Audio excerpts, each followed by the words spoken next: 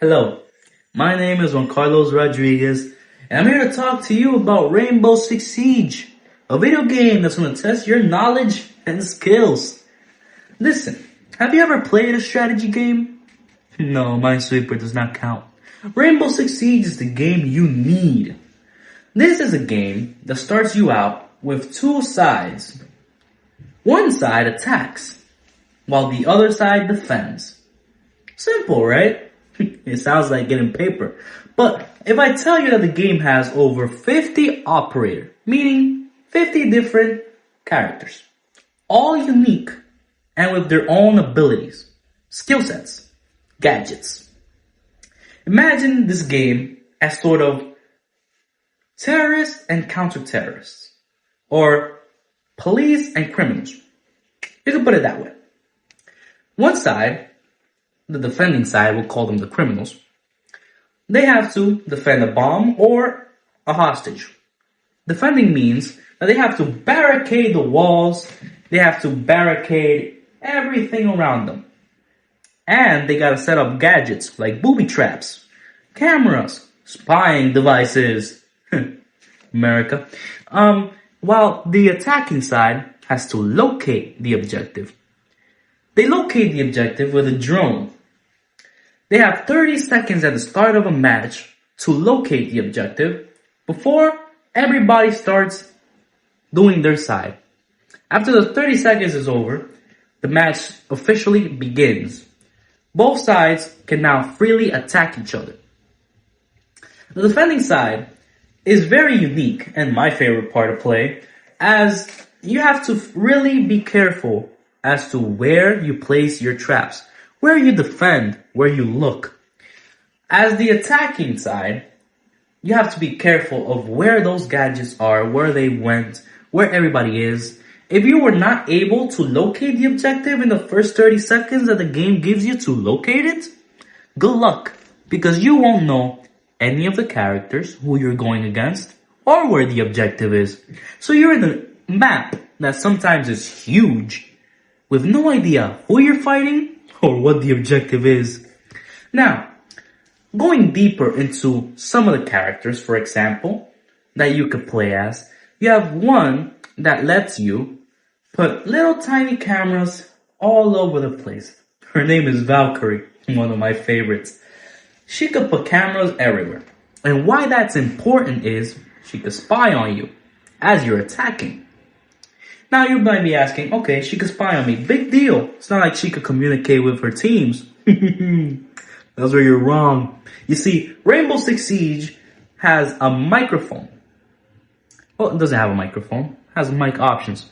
You have to communicate in the game in order to secure a win. While it might not be mandatory, it's basically a hidden, secure rule that everybody follows. If you don't decide to put on your mic and communicate with your teammates, chances are you will lose because the other team is doing that. The reason why communication is so important in Rainbow Six Siege is because without it, well, you're playing blind. You can't see. Because as Valkyrie, who places the cameras everywhere, she locates somebody. She needs to communicate with her team where that person is, where that tango is. If she's not able to do that, her camera is basically useless. She could decide to pin the character, which basically gives out that character a notification that they've been spotted. Then they're just going to find the camera and shoot it. That's where you need to be communicative. Talk to your team. Hey, there's somebody in the second kitchen on the first floor. Oh, but what if I don't know the second kitchen of the first floor? That's where practice comes in, my friend. You start playing this game for hours and hours, days after days, and you're going to start memorizing where everything is and where everybody is going to be at. The reason for this is because the maps don't really change. There's a set amount of maps, usually around like 9 maps per season, where the map is the same. So you'll learn how the map works, you'll know where everything is as more you play. Meaning that it becomes second hand. When somebody tells you, hey, there's an enemy on the first floor in the second kitchen, you already know exactly where that is. You know where you are in perspective of that. and you'll be able to find your target a lot easier. Communication is a very important part of the game, but also the many different characters you could play as. I already said that there's over 50, right? Well, what if I tell you there's a different thing about this game that makes it special? The competitive aspect. Because this game is a competitive game, and because it's well known, it has an esports. Yeah. Where players professionally play in an arena for money and fame. Now, more importantly, I'd like to talk to you about skills in the game and why you need to play it in order to become a better student. The reason why you need to play Rainbow Six Siege to become a better student, in a way, is because it challenges you mentally. It makes you think critically. It makes you think fast. It makes you make the right decisions when you're in pressure. Have you heard that in a resume? Probably gonna need it. Listen, when you talk about Rainbow Six Siege, you gotta talk about the different types of ranks. You start out playing the game, you're gonna be a low bronze rank. As more you get good at the game, and as more as you progress in the game, and you become good at it, you're gonna become a silver rank, gold rank, diamond. Yeah?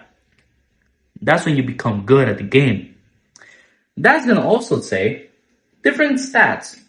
When you see a diamond player, you know he's good at the game, so the game knows not to put him with bronze levels. No, if you're in diamond level, that means you're good with other good players. Meaning you're always being challenged to do your best and to secure a win.